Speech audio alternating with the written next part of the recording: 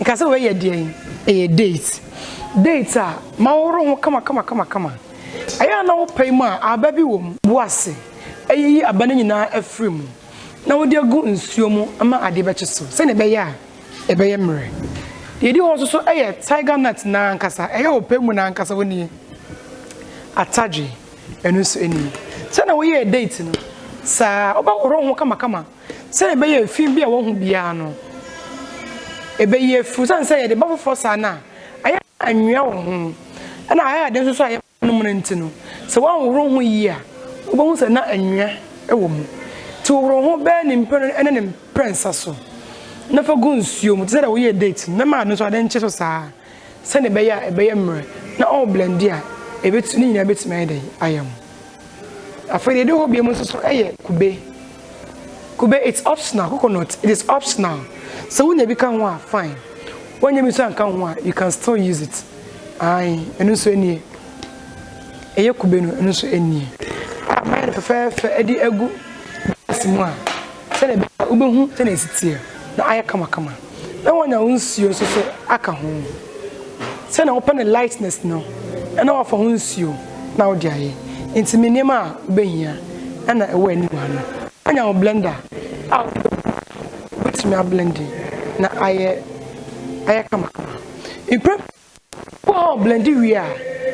na the smoothness no compare into betumi assign asivu asone so na so person so a betumi say dey anom ne sa se na open bia kama na wo so so a ntata na be ka achire no ma ntungu betumi say dey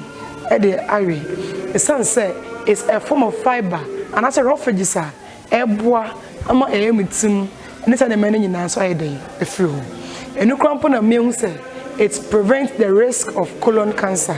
ewo de peduani mu see everything about this recipe is unavoidable you can use them ebia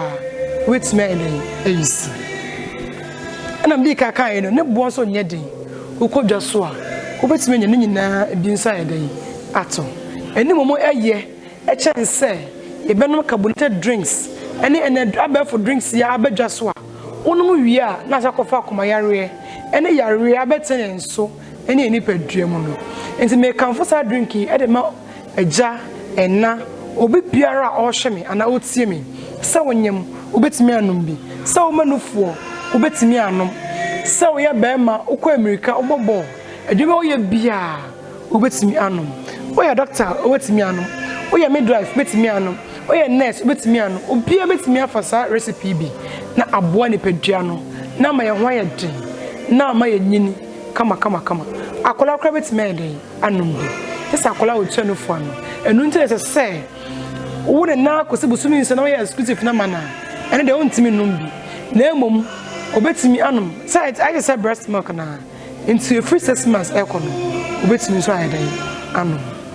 nti mo hwese nia ebe se ebe ye no na wo fie na apeso ye bia watimi aye edi kan se na mdi ka kai no nya o blender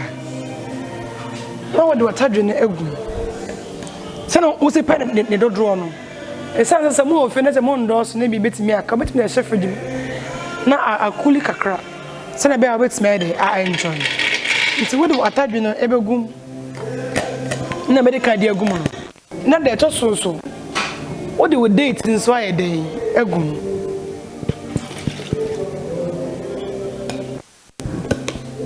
ansana what about tadwin so a day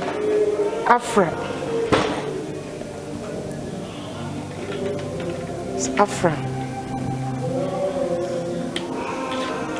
na obefia se aya e was we di kan wo nsan se ne be ya wo se wo nsan a day e clean na me cinema powder kakra aguso ha en fa bebre a crepe se ne be ya ebema no aye kama na afa wo de wonsio me ne se na powder kra aguso kra me hu se scent no etu aba se ne o se pen thickness no na waye afa meka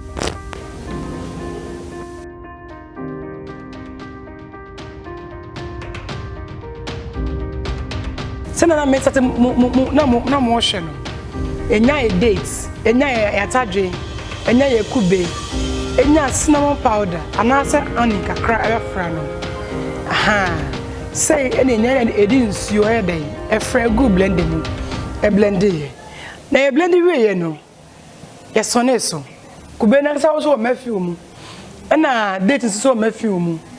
na ye juice ntifa ni nyina engum ti yesone so nti echemafi na ekaye no eno so yento ntwene o esanse craft e fiber na se roughages a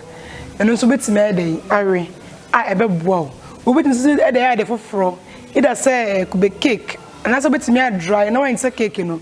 ni nyina so eti betime aboa betime ayusi ade be ni ho a ade hu a eden yetotwene